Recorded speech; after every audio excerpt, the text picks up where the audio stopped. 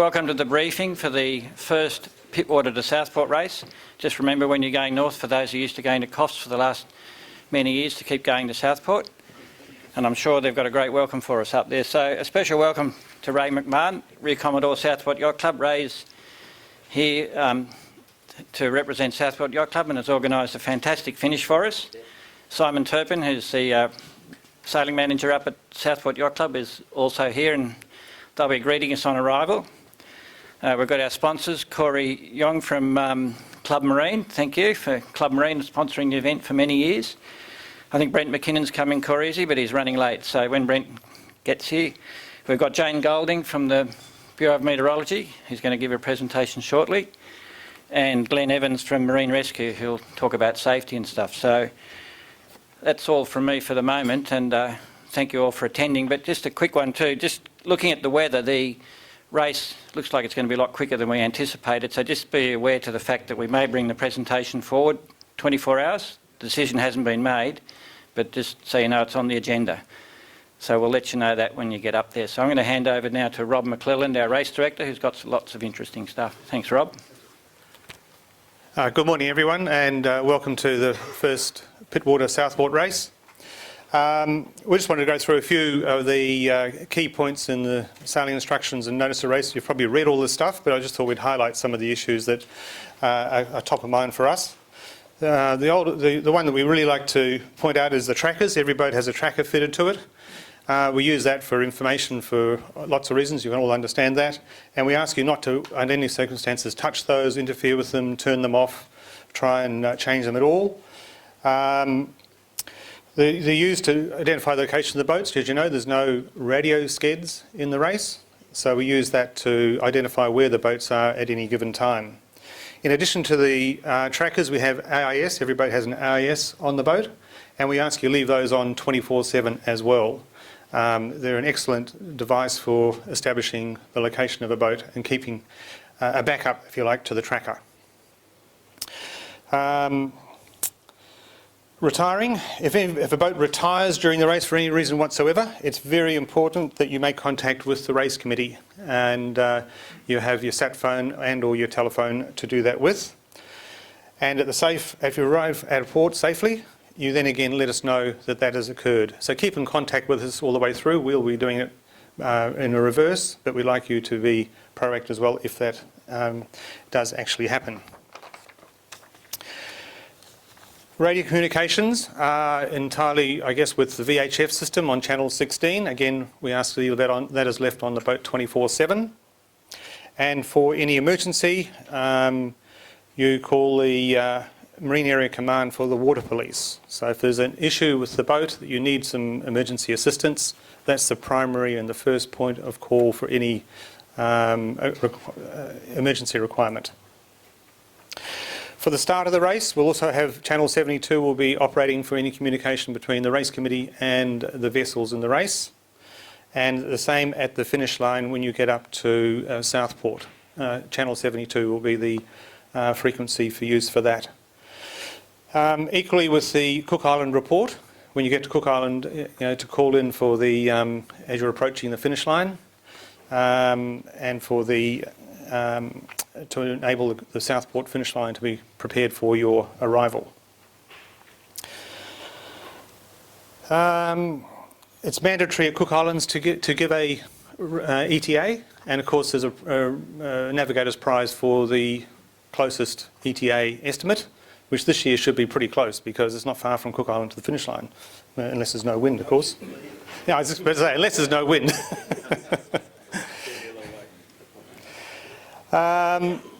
For the start line today, we'll have Libile will be the start boat as previous years. So thank you, Bill, very much for loaning the use of your gorgeous boat. She'll be on as the starboard end of the line, and as previous years, we've got a inner distance mark. This mark is very important to protect Libile from any boat that gets too near it. It's called an inner distance mark. Some people call it a bargee mark. It shouldn't be thought of as like that. It's definitely an inner distance mark. Leave it to starboard. Don't go anywhere near on the port side of it, please. Leave it to starboard and keep right away from Libile. Bill loves his boat. So it's a pink mark. These trousers here are a very similar colour. So, you know, that's a very distinctive mark. Yeah. The other end of the line will have Alfred's 1, and as a boat there's a pin buoy to mark the line, but Alfred's 1 will be there, and will initially have a white flag on her, and that's for you to sail past with your storm sails up, you know, the trysail and the storm jib with the sheets attached, and also to report in POB and that you're actually at the start line. So that'll be at the port end of the line, and that'll be Alfred's 1. So you'll need to go there, and we'd ask you to do that before 12:45, so that that's all done and finished, so we can get into the actual business of starting the race. What time will they actually be on station? She's leaving here at about 10:30, so she'll be out there way before then. So she'll be on station well before necessary. So the finish line this year is off Southport, and there are, in the sailing instructions, very clear lats and longs for each of the inner and outer buoys that form the finish line. Southport Yacht Club have laid marks in the vicinity of those points. They won't obviously be exactly them, but if you've got those points in your plotter, that's exactly the finish line we're working to. So there'll be buoys there. They'll be lit, as I understand it, so you can see them. They're about a mile offshore from the beach, so you're in plenty of water. You don't need to come any closer, and that's really just to corral the boats in so that they can be seen from the Xanadu apartment. But very, very clear. Any questions on that, let us know, but I think it should be quite clear how the finish line works. Just to be aware, there are shark nets laid off the Gold Coast, but I understand they're quite a way inland, or in towards the shore from our finish line.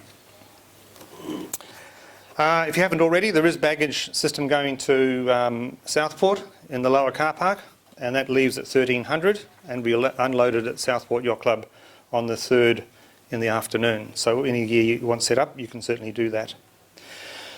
We also remind everyone about fuel, that it is very important that you keep enough fuel on board to be able to motor somewhere if you do get into any difficulty, and it's a requirement that you do that.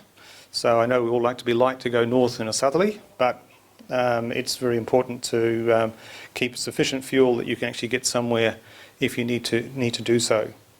On the return, Southport Yacht Club has a fantastic fuel system, so there's plenty of fuel in Southport to come back with. Marina berths in Southport have all been allocated, and Ray and Simon have organised a system to pilot boats into their berths and allocate those berths very clearly when you get to Southport in through the heads.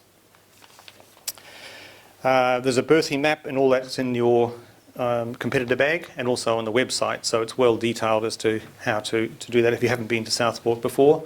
I guess a lot of you have been to Southport before, but probably not everyone.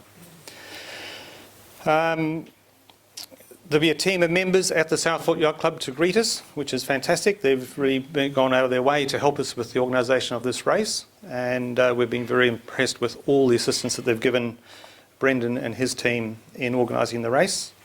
There's showers at the club, so when you get there you can get cleaned up, and there's a 24-hour bar, so you'll find when you get there you'll get a drink, if not something to eat as well. So thank you very much for joining the race. We look forward to seeing you all safely in Southport in 1 or 2 days' time, and enjoy the race. Thank you.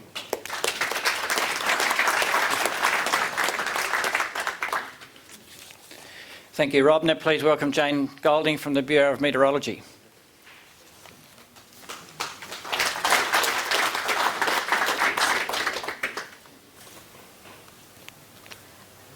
Hi everyone. I'll just go through a bit about the weather forecast. So it is looking like south to southeasterly winds for the next couple of days across up the race.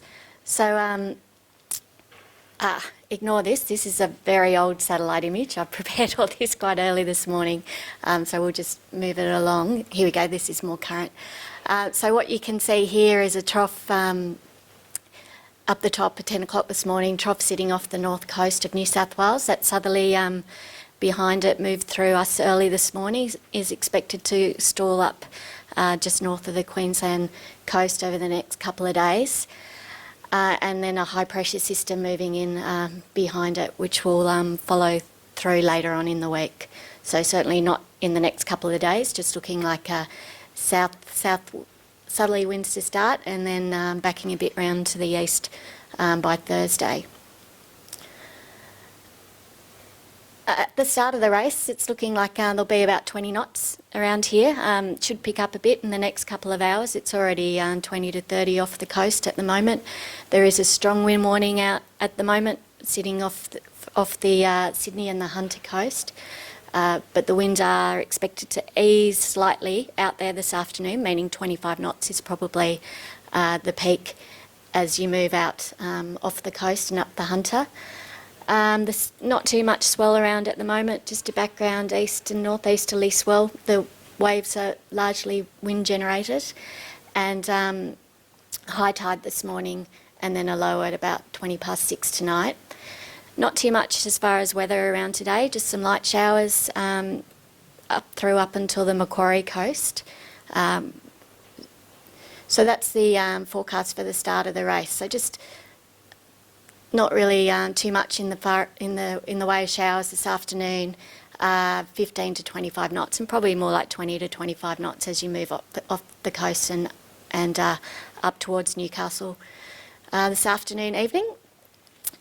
So by 5 o'clock tonight, you can see that southerlies north of Port Macquarie with the colour scale at the moment. So the dark orange is 20 knots.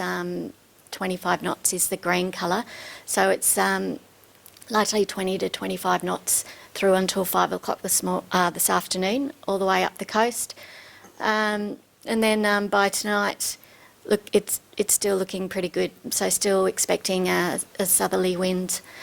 There is that trough that's sitting to the north of Coffs Harbour. Does look like it'll deepen overnight tonight, and we may get a little low 4-minute by tomorrow morning, but it is looking like a weak low, strong winds on the western flank of it, but not too much in the northerlies. And I guess the result of that will just be heavy rain and showers as you move north along the coast.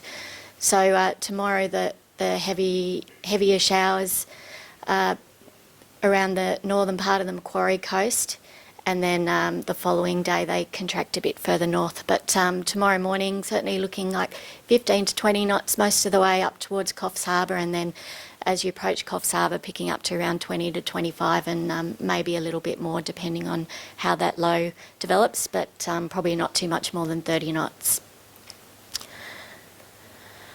As we moved through tomorrow, there's not too much change. The winds south of Coffs look like they'll start to ease a bit, but north of Coffs Harbour it's still looking in the 20 to 25 knot range.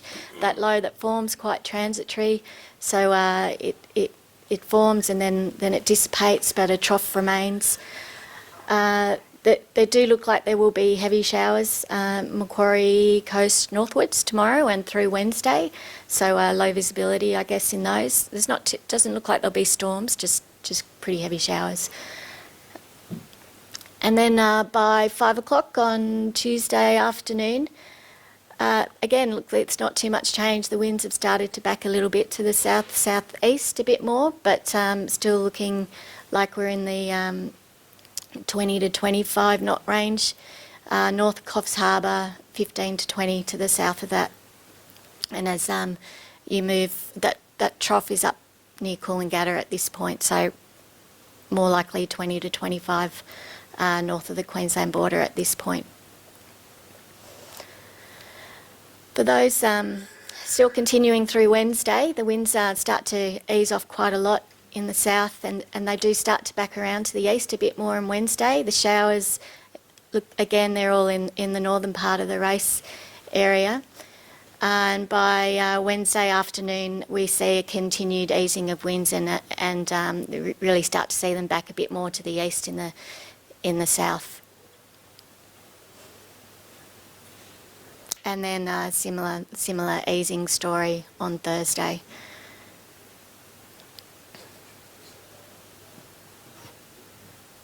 The current is a northerly, as you know, pretty usual this time of year, or southerly rather, coming from the north, and some a warm tongue of water just sitting off the coast. And that doesn't look like it's going to change too much over the next few days. And then for those getting into the Gold Coast on Wednesday, because that trough's in the area, again, you know, showers and the rainfall range 4 to 20 mils, so suggesting they'll be heavy at times up that way.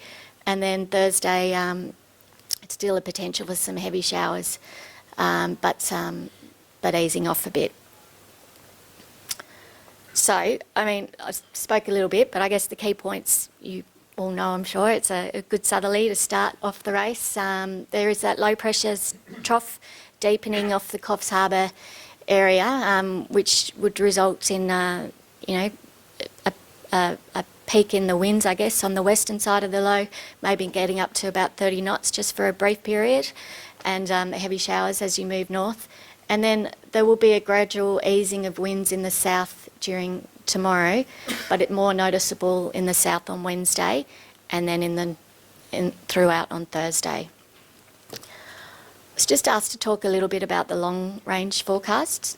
So the guidance has been in pretty good agreement that the winds will remain light through until Sunday, and then a front moves through to the south. So on Sunday it looks like a good northerly coming back, so 20 to 25 knots, depending on how strong the ridge is. It could be a little bit stronger than that, but leading up to that time, the winds are looking pretty light and pretty variable in direction on the Saturday. And on the Sunday, the Monday, Tuesday, Wednesday, Monday on the left, Tuesday in the middle, Wednesday on the right, easing off on the Tuesday, but pretty fresh northerly on the Monday and the Wednesday. And that's all. Have a good race.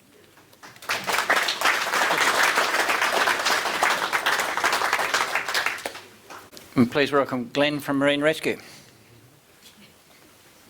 It's great to hear that all the vessels have so many tracking systems on them at the moment with the AIS. That's certainly one of the primary uses that we have for tracking vessels up and down the coast as well. So Marine Rescue have approximately 20 bases between here and Point Danger. So there's plenty of opportunity if you do need assistance to make contact. There's also 8 search and rescue coordination centres, so they're manned 24/7. So there's plenty of opportunity to make contact with us there as well. Sounds like it's around about a week of racing and returning for most of the crews that are here. So we're asking on your return voyage that you do log in with Marine Rescue, and we can certainly track you down the coast as well. So our radio network we've spent a considerable amount of money over the last 12 months increasing our capability up and down the coast. And primarily we've been focusing in the northern region, which there was quite a few black spots previously. So we ask that if you do need to contact us, VHF 16 is the primary emergency channel, as I'm sure all of you know. One other thing that we do or have incorporated recently is our mobile phone app.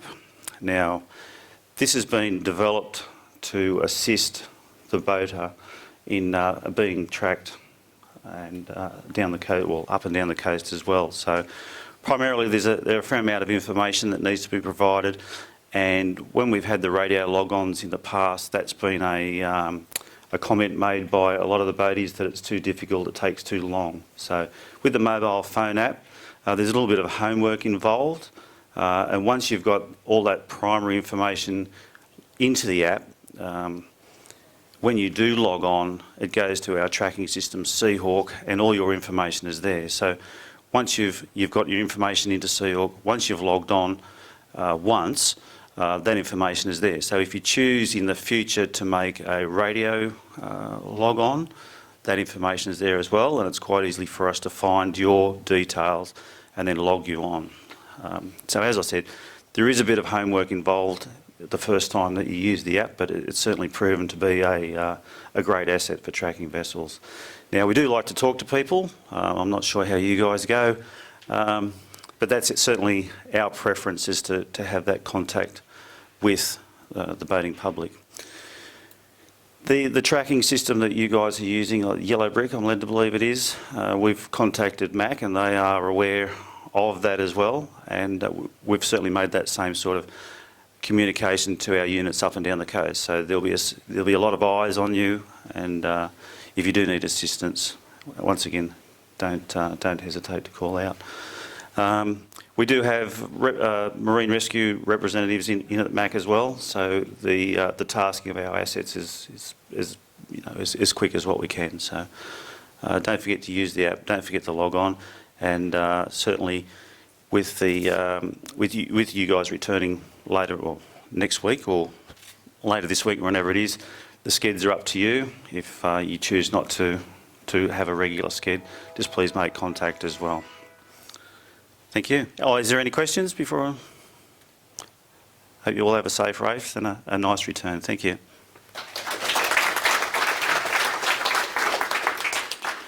Thank you, Glenn. Now we'll hand over to Ian Audsley, Commodore of the Royal Prince Alfred Yacht Club, who will close proceedings. Thanks, Ian. Thank you, Richard. Thank you, everyone. Just a couple of thank yous once again. Firstly, thank you to Club Marine, Corey Young, for all their great support of the event. I'd like to thank all the staff and volunteers who have helped out in organising this race at both our club and also Southport. It's been fantastic. And finally, thanks you to all the competitors for participating. So I think you'll have a really good race this year. We've put in an order well and truly early to get the right wind for you, so I hope you appreciate that, and we'll see you up in Southport very bright and early. So looking forward to that as well. Finally, it is my great pleasure to announce the winner for the award, the Preparation Award, for the best video of a boat's preparation for the race. And of course the winner is, before I announce it, they always do a great job in this regard. In fact, I think they tried to get Spielberg to do this one, but he wasn't good enough. So, but I'm sure Marcus Grimes, as always, come up with a winning video. So,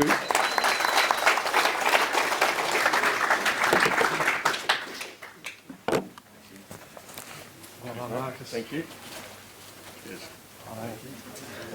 And for all those, yeah, well done, Marcus, and the team.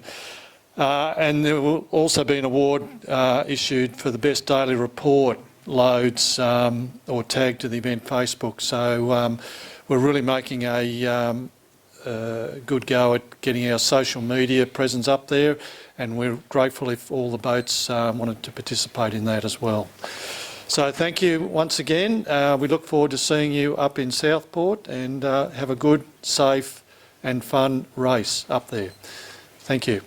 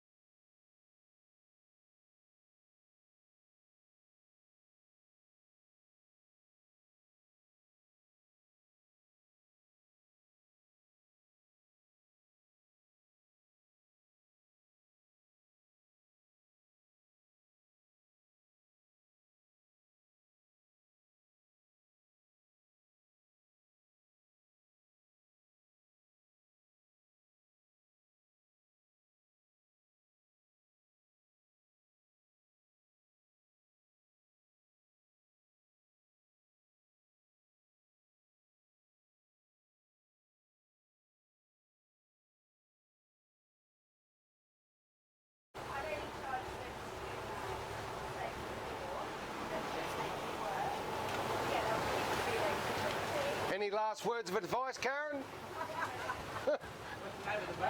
Mayfair.